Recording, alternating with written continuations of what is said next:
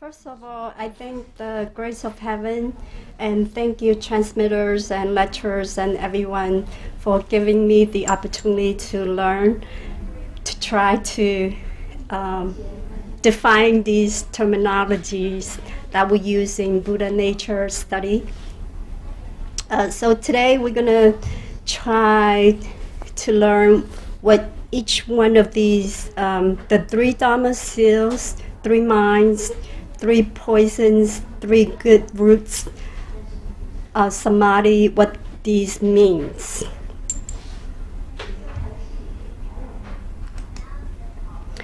The first one is the three Dharma seal, or the marks of assistance, or the universal truth.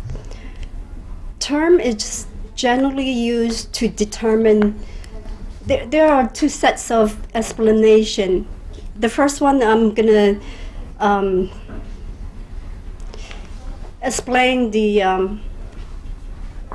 Sorry. Is this recording? Yeah. Oh, okay. Yeah, I guess just turn this, put it in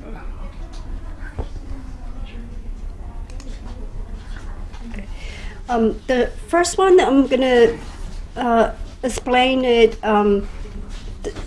in a way that they use the three Dharma seals to generally to determine the genuineness of Buddha's teachings. For instance, if there are any teachings that contradict to any one of the Dharma seal, then they're not true or authentic teachings of Buddha. Similarly, if any teaching has all three Dharma seals, then that teaching must be true, whether the Buddha said it or not. So in the first circumstance, the three Dharma seals are the impermanence, all phenomena without me, and nirvana, silence.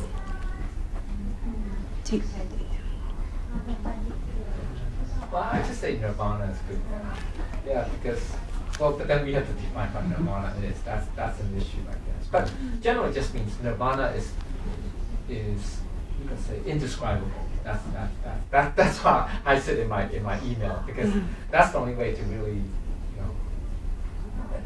to broadly encompass the whole meaning. Do we need to translate into Chinese? 潘姐说要。 Just briefly and very the essence， 就是这三法印哈是来就是说来决定或者确定，就是不管是谁在讲法，就以这三法印来做一个标准，然后我们就可以来鉴定他讲的法是不是正法。如果是说跟这三法印是背道而驰的，那就不是正法。那这三法印实际上是佛陀的是佛陀嘛？金讲师佛陀来他应该是他来创立的，或者他 develop 这样一个好东西。不的。Oh yeah. 那只要不管是谁讲的法是按照他这个三法印的话，那就是正法，很重要的三法印。So the first one is the impermanence, or in Buddhism they call it anicca. From Buddha's anicca. The Sanskrit word. Okay. Sanskrit term. From Buddha's perspective, all dharmas, all matters in life, phenomena, are impermanent. It means that it's changing constantly.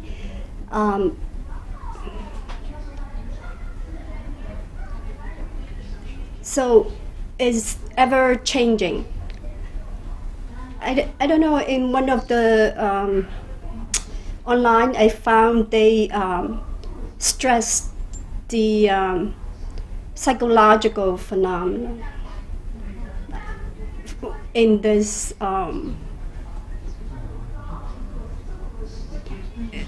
when they talk about the impermanence. So nothing is constant.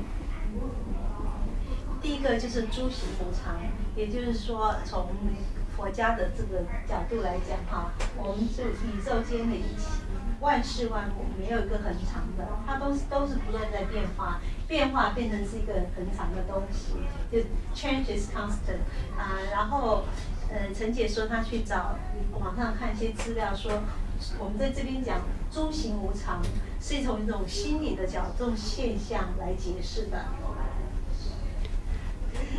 And the second one is all phenomena without me, non-ego, non-self, anatta. So over here, we talk about all dharmas, the teachings, phenomena are without essence. All phenomena include everything that is in the Heart Sutra. We talk about the 5 skandhas, aggregates. So here, when I look online, they stress the phenomenal form and the phenomenal mind encompass all phenomena in this 5 skandhas. So it includes the spiritual and material. All spiritual and material phenomena are without essence. In fact, they're empty.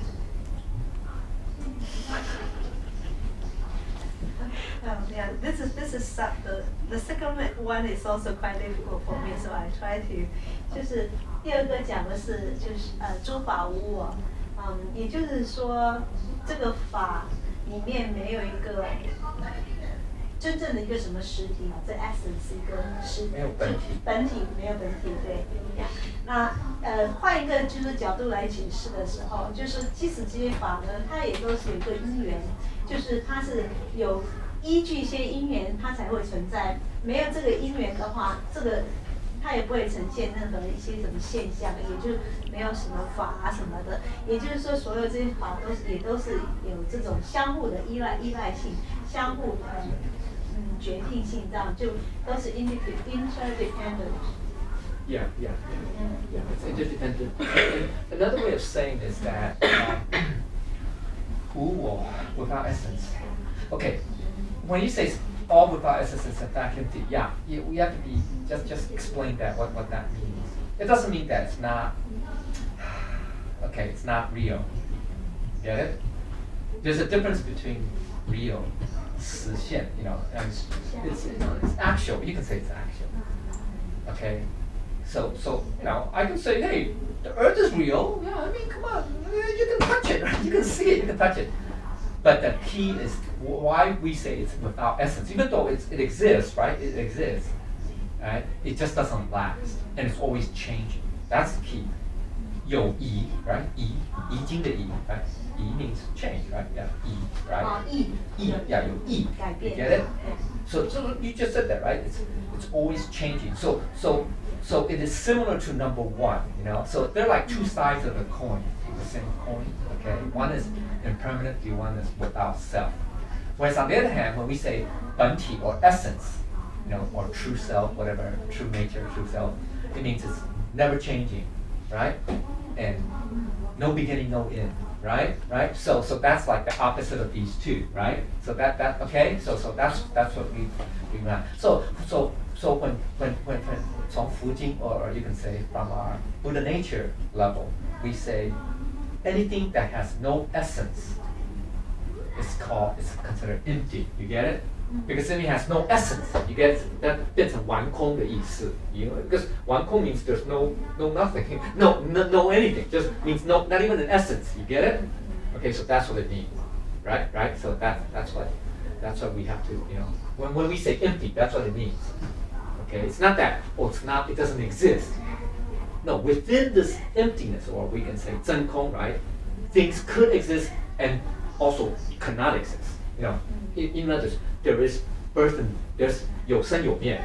You can say that. Okay, So within this, but the 本体是无生无灭. You get it? So that's why it's hard to reconcile. I mean, to you can say, well, the one hand you say 有生有灭, and just emptiness, and yet understand that you say there's a 本体 that's 无生无灭, right? 不生不灭. But it's really both. Yeah, it's one that one, but it's hard to reconcile. We can't say, well, isn't that duality, right? See, so ultimately it's really 不可思议, okay? Ultimately at the highest level, because even when we're trying to explain it right now, we're pushing the limits, the bounds. You know what I'm saying? Right? So I think the two are the same, but they kind of. Well, they're like different they talk aspects. About, yeah, right. You can The say they're first one different is like aspects. more phenomenon, right? 就是宇宙的一切现象。第二个是法 right? It's from. Actually, it's both. It's both, but it doesn't matter because phenomena includes everything. It includes 有相无相. That's the problem. I mean, that's the problem. But that's because in the Sanskrit term dharma, right? Dharma could also mean teaching. That normally we say dharma class. That's a teaching. It's a teaching, right? Teaching, okay? Whereas another use of dharma means everything. It's phenomena. It's called phenomena. It includes everything, whether as form, no form, material, spiritual, all that. You get it? You can say it's yin and yang, right? You can say that. I don't know. Yin and I yang. mean, basically, the essence, right? We're talking about has no essence or no true self, right? The essence, the phenomena is the function. The function is always changing. Okay? So it's, Yeah, it's yeah. essence and function. So phenomena, you can say, equate to function. The function, because Yeah. actually all phenomena arise from the essence. Right, right. So, but the essence Yeah, is, doesn't change. It's always there, and then the phenomena can change. Yeah, essence is Function. eternal.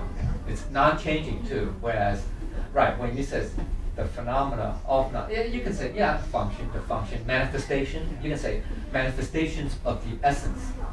Okay, but the reason why if they say it's empty is because the function or the manifestation itself has no essence, or in other words of saying is that it has no, or without self, is that it is not eternal. You get it? It is never, it's not unchanging. That's another way of saying it. It's not unchanging. You get it? Phenomena is not the essence. Right. Yeah, well, I mean, yeah, in short, you can say that. Yeah, in short, that's the way to say it. Yeah, Because people in short. think of the functions or phenomena as It's the essence, as as the truth. As Right, the, as it's not. the everlasting. They say, oh, look at the galaxy. It lasts forever. Well, or something like that. You get? Or they say, oh, my consciousness, the ego, right? Or when you say the ego is forever. That's wrong. That's really wrong. That's wrong. Okay? That's ultimately Buddha would say that's empty because then it's not forever. It doesn't last, and it's always changing. Your ego is always changing. I think I get fixated on the 法, 诸法. Yeah, So- see, that's why I don't like the Chinese. That's why I think the Yeah. Chinese translation is not that So good. the second one in Chinese, I think we can also 我们还可以讲好像是法无定法 right? 法无定法，这个也是经常第二个。 See, 就是事实上，即使是一个法的话，也是要看你在什么样的 circumstance 去 Yeah. 用它。 Yeah. See, but the question is, see, in the Chinese, I think that's what the Chinese translation is very narrow. You get it? The first one, 行, right? Yeah. I mean, literally it means action, right? Or motion or whatever. But also you could imply to grander, 五行, the 易经五行 means all the 5 elements, which means all forms or all phenomena, right? All phenomena, okay? The second term, the second item, 五住法, that fa, in Chinese, fa means, you could say teaching, it could mean teaching, right? Teaching, like you say, or doctrine, or teaching, doctrine, principle, you can say even, okay? That's too narrow. You get it? Yeah, so what you're saying, you just say any teaching or principle, right? It's not absolute. Yeah. Right. Because the absolute cannot be described in words. The absolute principle. I can only say oneness, but that's how do you it's hard to detailedly define it or completely explain it completely, right? However explanation words we use, it's always incomplete. There's always slightly not complete, not 100%. Okay, right? So this Zufa, see, it's too narrow. It's not. It doesn't mean phenomena. Actually, it should be phenomena, because phenomena includes doctrines, includes teachings. You know that? That's from Sanskrit. I'm going from the Sanskrit term. That phenomena includes everything. Just phenomena. It means everything under the universe or whatever, or anything in the relative universe. You can say that. See, that's the problem with Fa is that, it's too. Yeah, it's a possibility that could be a hindrance to our understanding. I think it would be good if we have someone who knows Sanskrit, and then maybe it might be better able to interpret what that means in Sanskrit. Okay. Anyway, the third one is the nirvana silence. So, according to what I found online, it's like once we know all dharmas, phenomena are impermanent and without essence, then there is something beyond death and birth and death. Birth and death explained is no longer life, not death. But the fundamental meaning of Buddha is the empirical emptiness. Worry no longer birth and death. No worries. No trouble. And they get to a state called nirvana. So they put an example when Sakyamuni Buddha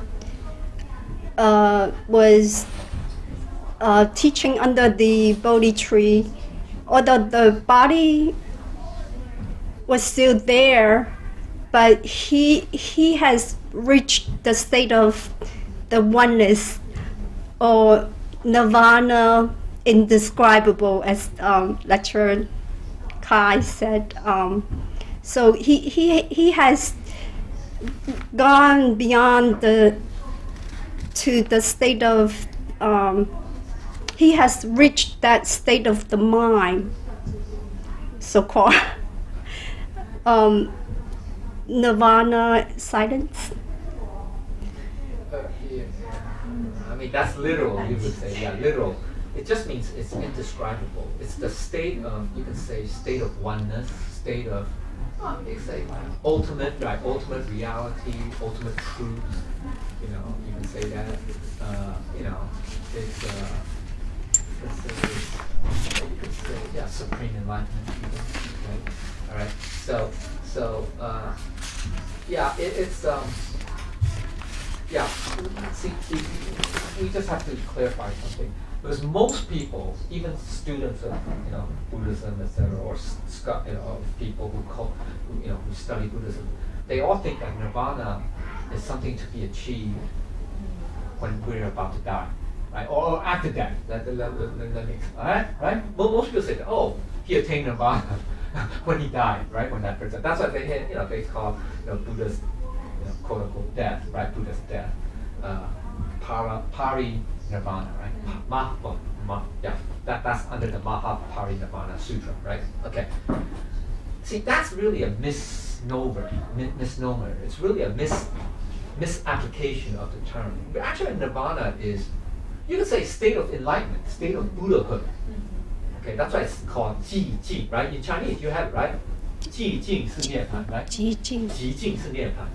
Ji Jing means oneness, really. What's Ji? Ji is Silence. Yeah. Well, yeah, you can say silent, solitary, right? Solitary, loneliness. I mean, that's another term. Okay. But actually, it represents your essence, purity. It's something that's pure. You can say silent. Yeah, hidden. It's hidden. We can't see it, right? That essence, we can't see it. We can't touch it.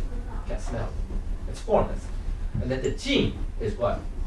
Stillness. Yeah. You could say No action. Yeah, unmoving, right? Unperturbed, right? Quiescence. It's really that Jing is really the emptiness, 空. So it's 寂, it's the essence and the emptiness as one. You get it? That's nirvana. That's that state. That's that state that we can. It's really what, absolute. We call it the absolute state because it's unchanging, right? I mean, when I say it's unchanging, it always is. It always is. What can I say? Okay, you get it? So when we attain enlightenment, when I say enlightenment, I don't mean those lower levels. I mean 正法, the supreme enlightenment. That's what I mean. Okay, when I use the word enlightenment, okay, it's the anuttara samyak sambodhi. Okay, I said. So when Buddha, like that paragraph said, when Buddha attained enlightenment, right, under the Bodhi tree, he already, we call quote unquote entered nirvana. You get it? So he didn't have to die to be in nirvana. You know what I'm trying to say? You know, you get it? You get it? It's because the reason why we say that is because we're not yet enlightened. You get it? We're not yet enlightened right now. You know what I'm trying to say? Not like the Buddha. I'm not like the anuttara samyak sambodhi that Buddha came. You get it? You understand what I'm saying?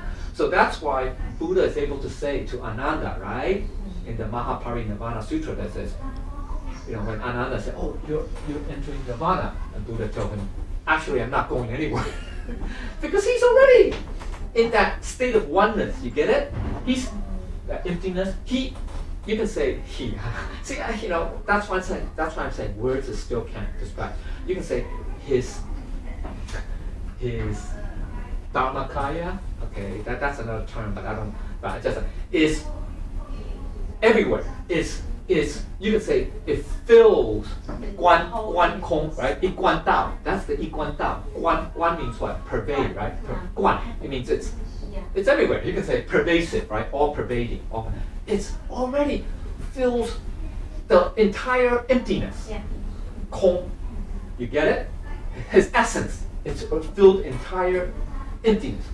So let me ask you. So Ananda asks, "Oh, Buddha, you're entering nirvana." Buddha doesn't have to go anywhere. He's already everywhere, quote unquote. We you know, you get it? So that's why Buddha told Ananda that really I'm not going anywhere. You understand? Makes sense now? Because his essence, you can call I don't want to say his essence because really it's just one essence. But anyway, but because we are still between 有能所, right? Me and you, right? 能所, right? We're still talking in those terms or in that level. Quote unquote, it's already everywhere. 这个不用讲，不用了。 Makes sense, right? 经常讲，黄姐，你记得吗？有个什么变虚空什么法界啊？就是来讲这个虚空，就是对我们 encompass the whole emptiness. And that emptiness 就是你记 is 得法界。the unbound, boundless, remember the boundless, unlimited, you can say infinite space or emptiness or space, which encompasses the whole universe. Well, there's nothing out beyond. Yeah, beyond. So 大而无外, 大而无外, right? 小而无内. That's what emptiness is. That's the 静, okay? That's the 静. 极静的静, right? 清净的静, that's the 静. You get it? That's that emptiness. So it's a 真空. Because within that emptiness contains everything. You can say that, right? You can say that. You get it? But then there's an essence, and that's the 极 or 清. You get it? Yeah? So, but both are together. Remember? 他说要合一嘛, right? That's the oneness. That's really what nirvana is. That's why it says 极静是涅槃. Okay? Because when Buddha became enlightened, right? He's already at 极静. You get it? But he's everywhere. I mean, you can say he's everywhere. I mean, we say that because we still have to, we're dealing with you and me, right? We're still speaking those terms, unfortunately, right? Because we're not yet Buddhas ourselves, right? You know, you get it? Make sense? That makes sense, right? So now you can understand why Buddha's told Ananda that he's not really going anywhere, right? Ananda's kind of confused still, but he was young. Ananda's very young. He was only probably in his 30s during that time. So in other words, when we say a person arrives at nirvana, it means that he has already attained a perfect enlightenment, and then he's already transcended the realm of the physical or even the relativity, the temporal heaven, and that he's, like you said, yeah, it's limitless, boundless, Boundless, it's not bounded infinite, by whatever. anything. Yeah, it's unimaginable. That's why it's indescribable. You get it? So that's what they say, in English, they say nirvana is indescribable.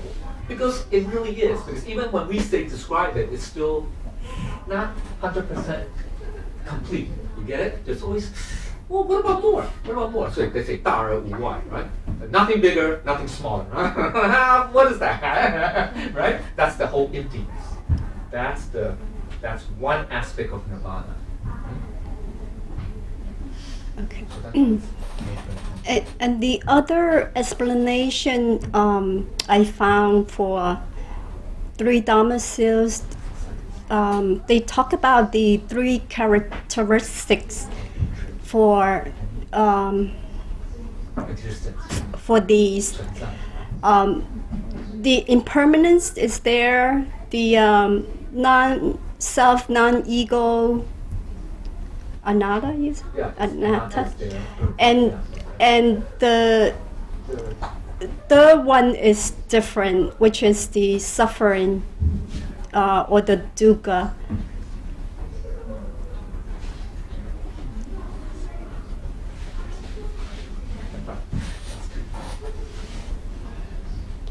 Okay. Yeah, makes sense, right? Because all existence, whether sentient or non-sentient, has those three qualities, get it? Or three traits, three characters.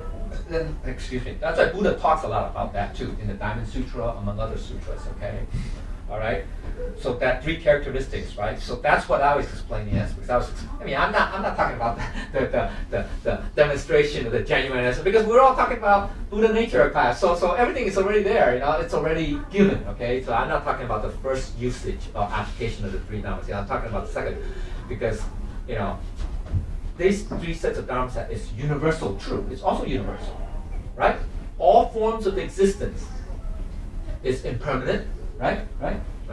That's true, right? That's a universal truth. And it has no essence, because it's the manifestation of that essence, right? They're all manifestations, or created. You can say created by conditions, like you say. It's dependence, okay? It's called dependent origination, okay? That's the technical term, okay? So that's why it's wu, right? All because it changed, right? Because even humans has a beginning and end, right? So that changed. And we get old, right? We get sick, we die. Even the sun gets old. Eventually, right? Right now it's middle age, we say, right? I mean, eventually it's going to become a red giant, which means it's an old sun, old star. Billions of years ago, it was a new star. It was a blue, basically called a blue, not dwarf, but it's like a white blue star, right? Because it's still burning a lot of all hydrogen, not helium, right? Okay, anyway, so that's the technical, the explanation. So it's always changing, and it's impermanent, right? And also has no true essence.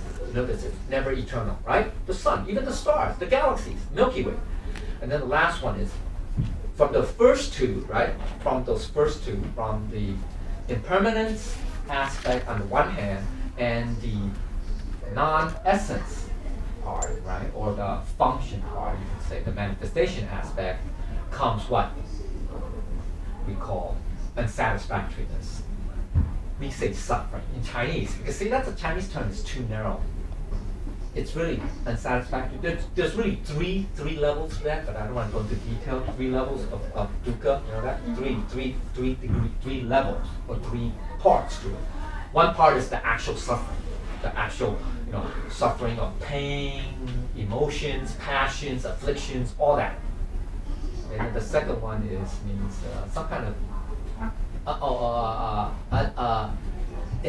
nothing is ever satisfactory. Nothing's ever, never 100%, 100%. Look at the world today. The rich. You think they're satisfied? No, they want more, right? They're always unsatisfied, right? Just like us. Good things. We want to have good things always last forever. We're never satisfied, right? Okay. So that's the second aspect. Third aspect is the impermanence. So there's an impermanence that no matter whatever things we like or we dislike, we either wish that it could continue, wish that we always have it, or we always don't have it. Understand? So that's the 3 aspects of dukkha. That's dukkha. So actually, the dukkha part, or the part, is derived from the first 2. You get it? So, did you also mention? You just mention it because it's not really, but it is relevant, germane. Because the 3 sanfa yin, right, is really derived from really the 4 dharma seals. You get it? The 4 meaning the 4th component. Well, you already said it in the first, right? Right? 无常, 无我, right? And then what? 涅槃 and 苦, right? So those are the 4. Now, a lot of times they say the 苦 part is derived from the first 2, for the 无常, for the impermanence, and the anatta, the anicca and the anatta, which is true. Okay, so that's why it's considered a derived state. So that's why a lot of times they drop that, and then you just go to the 3 dharma seals. You understand? With the Nibbana part. You get it? That's why a lot of people, we forget that it comes from the 4 dharma seals. It's called the 4 4 yin. There's a 4 dharma seals. But that's okay. But that you just understand a little bit, okay, where it comes from. Alright? Makes sense now? That's why we say the 3 dharma seals, there are 2 sets. You get it? Because the 3rd element, the 3rd seal, if you will, one set is nirvana, right? Nibbana. The other set is, we call it dukkha or ku, right? You understand? Okay, so that's all right. Now you understand a little bit more in depth. Thank you.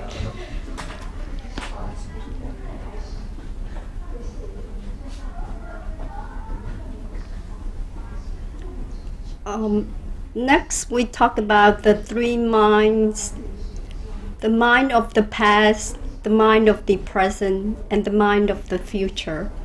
It's kind of pretty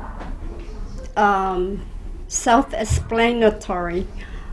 So the mind of the past is when we think of anything in the past. The mind of the present is we're living in it at the moment. The mind of the future is whatever we plan for the future. Question here. Uh-huh. What is the difference between the mind of the present and also live in the moment? Because the mind of the present is like, to me, I this is how I understand it. Because the time is constantly ticking. So if we frame a second, already it's the past. So if we live in the moment, then that is, to me, I would say that that's the mind of the present. 但是我们是不鼓励有这个3心，right？ Yeah. 要去3心，但是我们又说我们要活在当下。Yeah. 见解。Yeah, maybe. Lecture Jin. Sister Wen had a question on the mind of the present. And live in the moment. Yeah, you can say in the moment. But actually in the moment present has no past. Yeah, that present doesn't mean in the moment.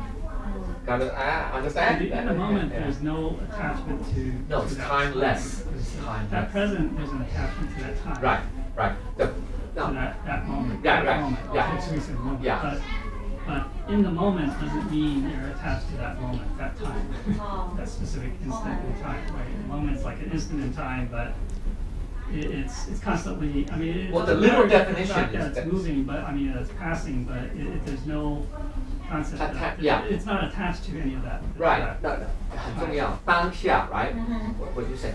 The 当下 is not part of that present. We have to be careful. Okay. Even though, because in Chinese, or in English, we all say at the moment is that present. We say present moment, whatever. Be careful. Actually, in the moment is timeless. It's called timeless. It's like, what's timeless? It's like nirvana. It has no beginning, no end. Yeah? Nirvana is no beginning, no end. So that's timeless. You understand? So when you are in a state of nirvana, that's Dhamma. That's another way of looking at it. Get it? Because nirvana has Isn't it? Didn't we say nirvana has 不生不灭, right? Didn't we say that? No birth, no death. So that means timeless. It's eternal. You can say it's eternal, right? Another way of saying, but that's eternal is still not complete. Okay. So you get it? So that 3 minds of past, present just means it means that we are attached, or we attach, we cling, we grasp. Whatever happened in the past, we grasp the notion of time, meaning there's a beginning and there's an end. So meaning that, in the past when I was young or whatever, or in the future, what will I be? What will I become? Or what will I achieve? Or what will I, etc. And currently, what am I doing? You get it? So that's clinging or grasping to the notion of time. Still, you understand? But then the problem with time is that there's a beginning and end. You get it? So that's why at the nirvana state, or you could 寂静, or即心即福, you have no such state. You get no such three minds, or no such clinging to that notion of time. Okay? Understand?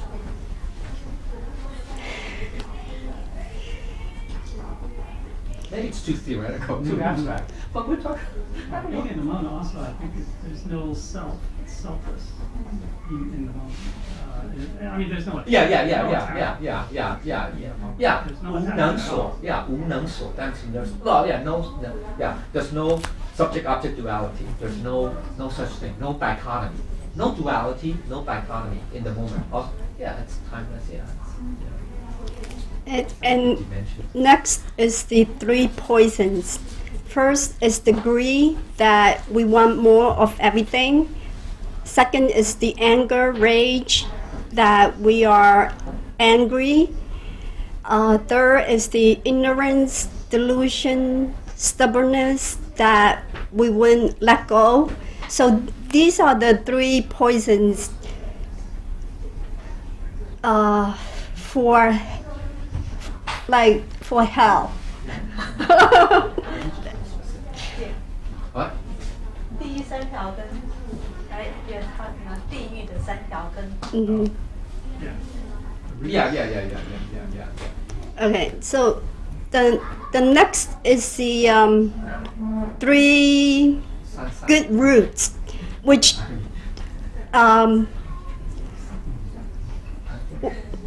which is the opposite to cure the 3 poisons. These are the fundamental Foundation, right? Foundation of all moral development. 3 good roots. First is giving. So when we're greedy, if we're giving, then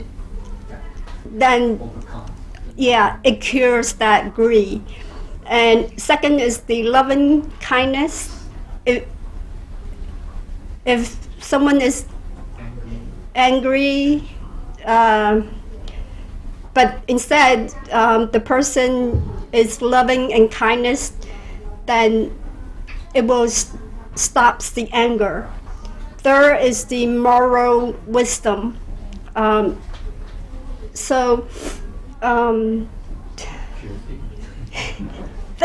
The ignorance and delusion, stubbornness is when someone, I guess, try to grab on to something. If that person has the moral wisdom, then the person will learn to not do that because it's a struggling. So, but if you have moral wisdom and what you are trying to use it to offset ignorance, right? Offset, yeah. Offset. So if you're offsetting ignorance with wisdom and you're ignorant, where would the wisdom come from?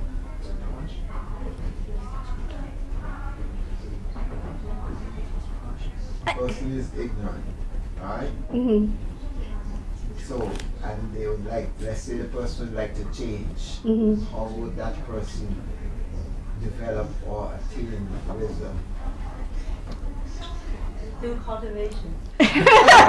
No. Careful. Learn and cultivate. I mean, yeah, I mean, well, you know, the teachings guide, you know, the first thing, but then they have to learn first. I mean, ultimately, the wisdom comes from within. Yeah, But they have to number three. learn, you know, through the external teachings first to help them. Well, yeah, it's to help you discover or uncover. See, that more wisdom, you got to be careful again. Because that more wisdom seems external, right? It appears external. It's actually not external. It really should be more. The Sanskrit term is prajna, okay? Prajna, which means it's loosely translated as wisdom, which is true. But actually, that wisdom, more wisdom is a little, it's a little more specific, but that's okay. Actually, it's that prajna really is supposed to be maha prajna. Okay, 大智慧, we call it 大智慧. That 大智慧 is really that wisdom that comes from our Buddha nature. Because that wisdom, don't forget, is one of the applications or functions of our essence. You understand? Okay? You understand? Yeah, so that's why I was asking, because in Buddha nature class, you got something learning or teaching, and you acquire it, it's just learning. It's just Right. That's why I'm saying, we're gonna offset. No. The idea is that we also should learn too, because the learning aspect points us to the right direction. It's like a roadmap. You can call it a roadmap. But you don't say, oh, this roadmap is wisdom, right? You don't say that, right? Well, that's not real. It's not. You get it? Understand? So all this learning, you can say knowledge. Yeah, you can say knowledge. Studying, investigation, all that is just a guide. It's like a finger pointing to that. There it is. But it's not the finger, it's not the wisdom. Understand? Okay? So it's just to point us to that, we have this Buddha nature that has infinite capabilities or infinite, marvelous, infinite applications or functions, i.e. wisdom. Right? Remember I talk about the divine observing wisdom, the eco-universal wisdom, the perfection of conduct wisdom, all that? Remember that? The great mirror wisdom? Those are all different, we just say different aspects or different levels. You can say different levels. Different aspects is probably better. Of all this collectively we call divine wisdom. Get it? Okay? Actually, Johnny, before to share a little about or to answer your question, before I start cultivating, I had a problem with that, and over time, I learned to resolve it.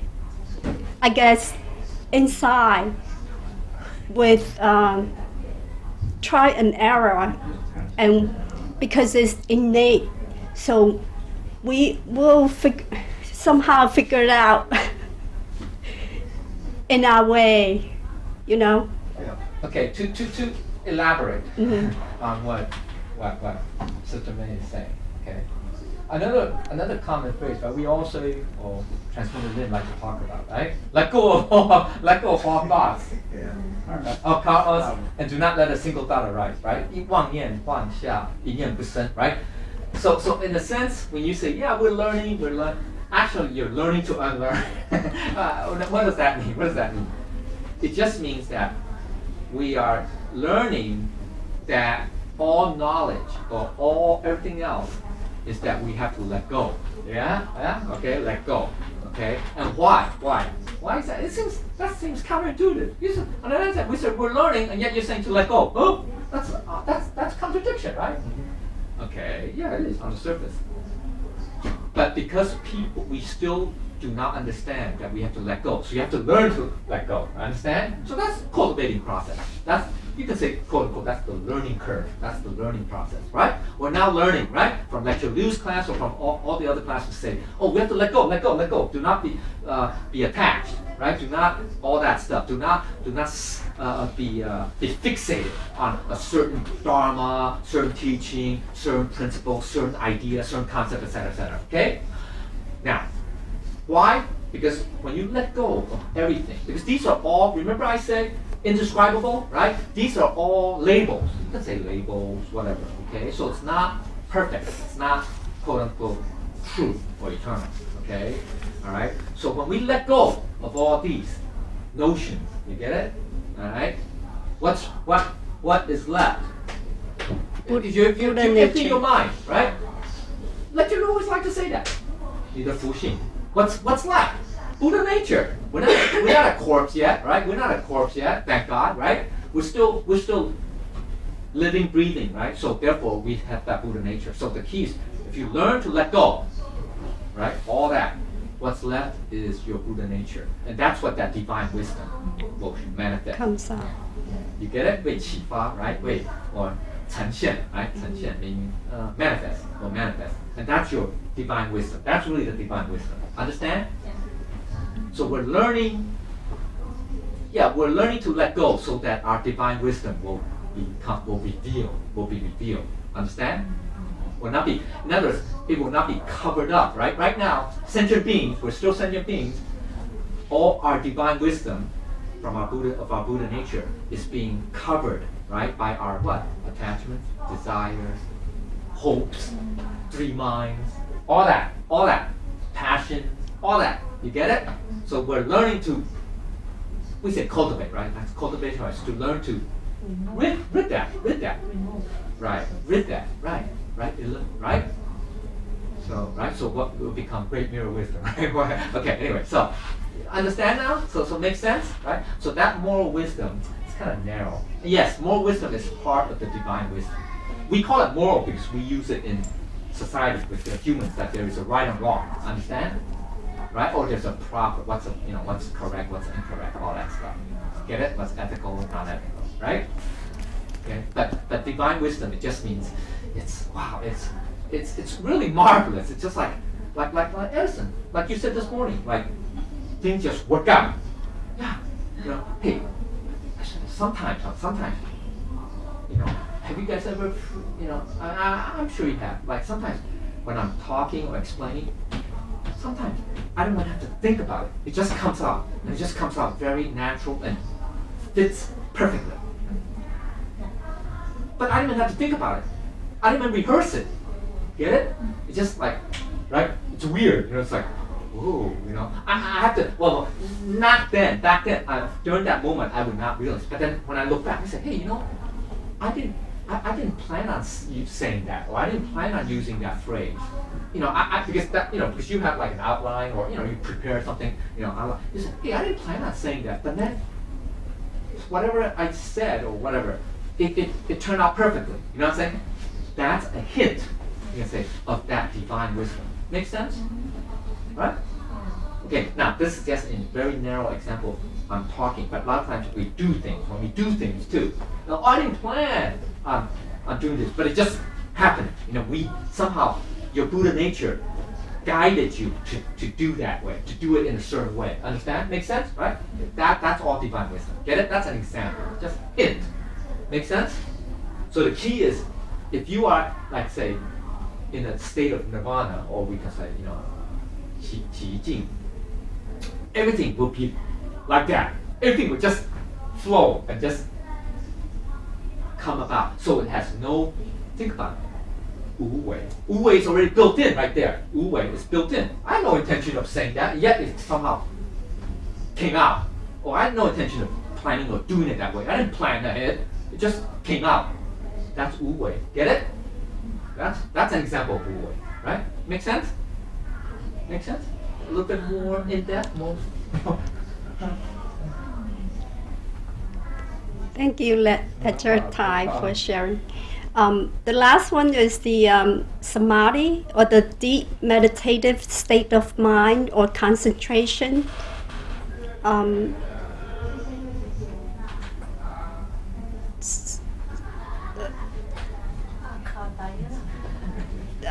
Yeah, or in Hinduism it's called dhyana.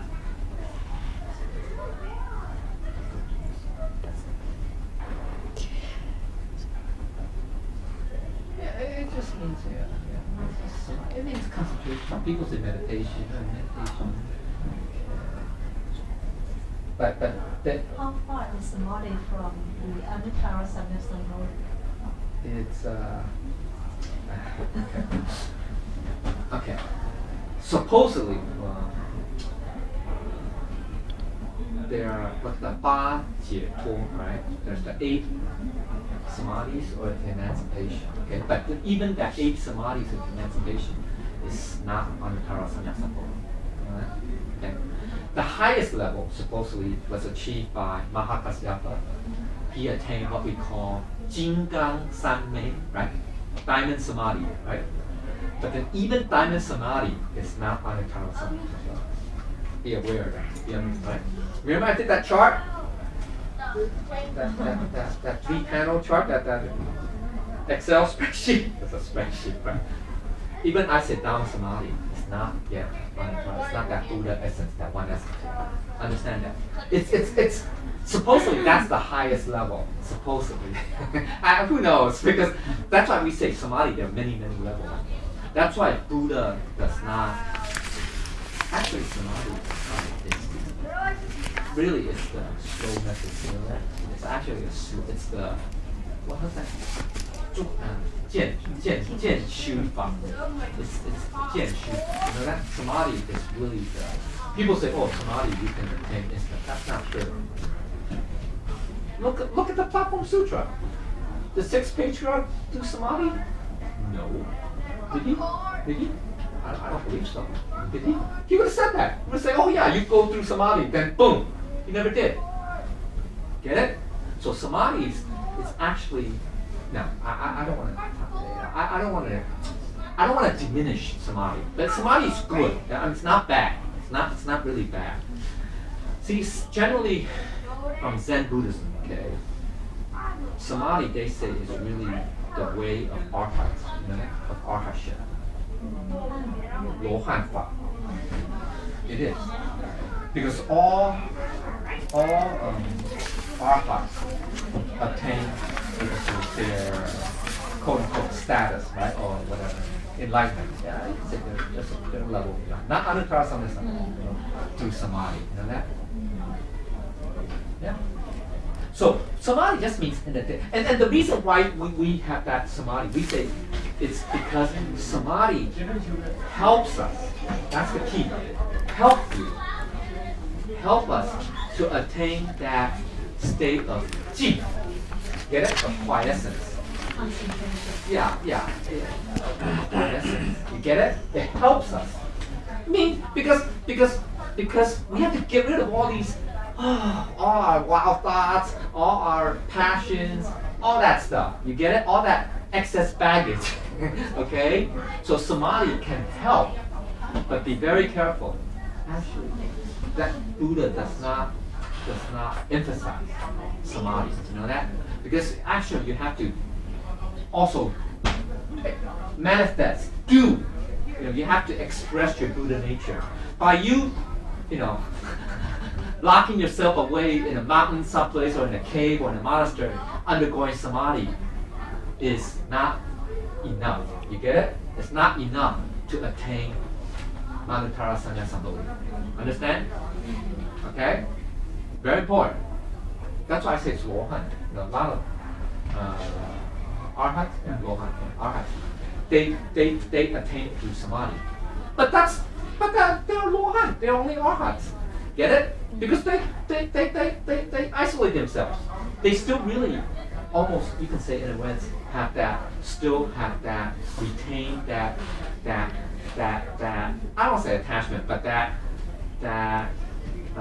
taint, I don't want to say corruption, that defilement of self and others.